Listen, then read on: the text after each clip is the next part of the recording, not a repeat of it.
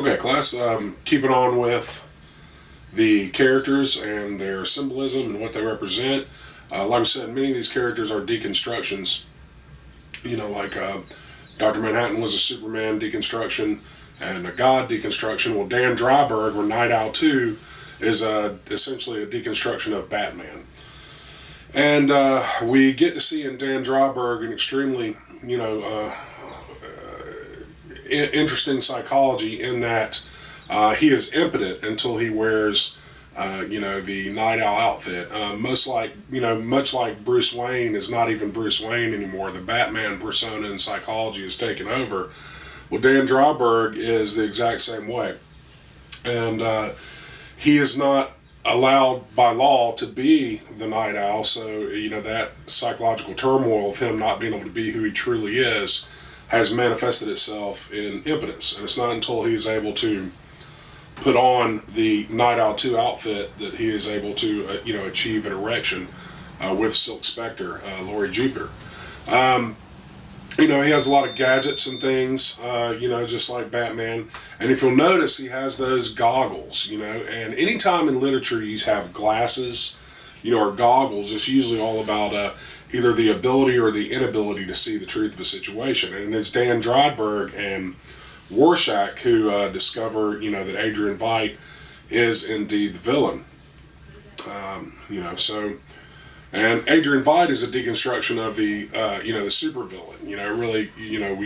As I said earlier, we empathize with him a little bit because he is essentially trying to save the world, but, he's forced into a situation where it's like, well, would you sacrifice 100 million to save 6 billion, or watch the whole species go extinct? And many of us, I think, given that choice, it'd be interesting. So, that's the deal with Dan Dryberg. And then we also have Laurie Jupiter, or the Silk Spectre 2. Excuse me, I'm a little sick. She has, she's a deconstruction of female superheroes, and I think a criticism of the way that, women have been written in comic books. Typically in comic books, women are often just used to move the plot forward. And she does move the plot forward through romantic entanglements.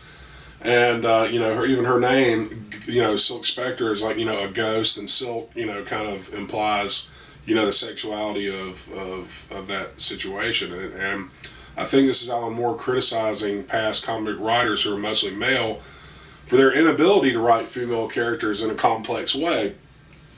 And, which is, I think, hard to do for a lot of men.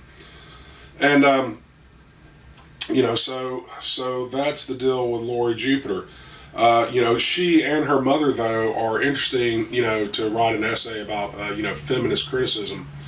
And, because feminist criticism seeks to point out that there's been a disparity between, the fact that, men have mostly written literature for men, by men, for thousands of years.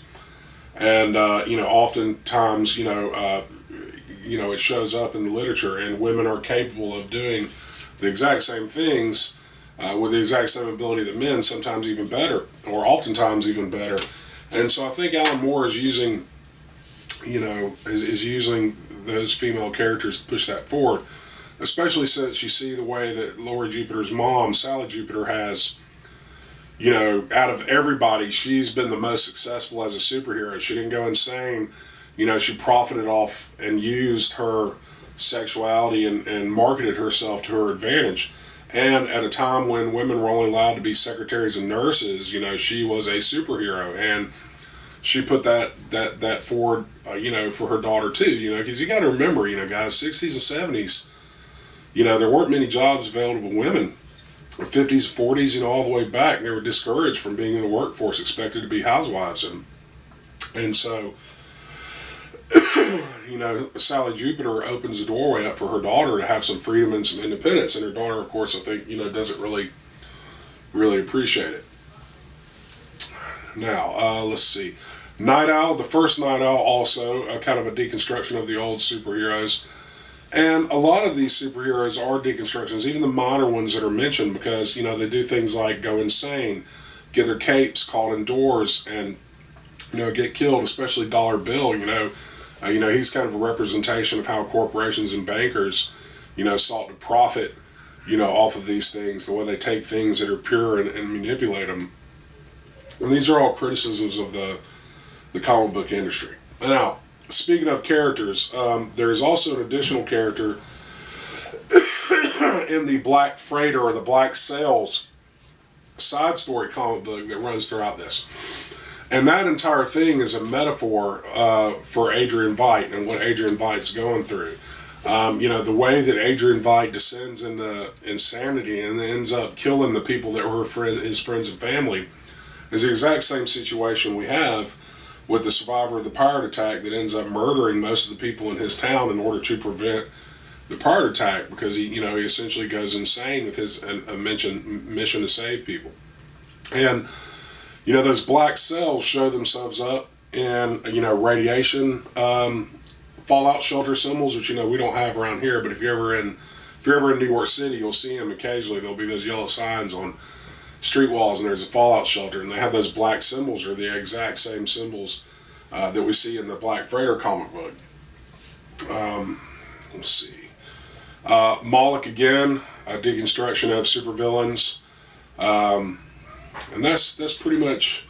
I think that's all the main characters we have. I think I covered them all. Yeah.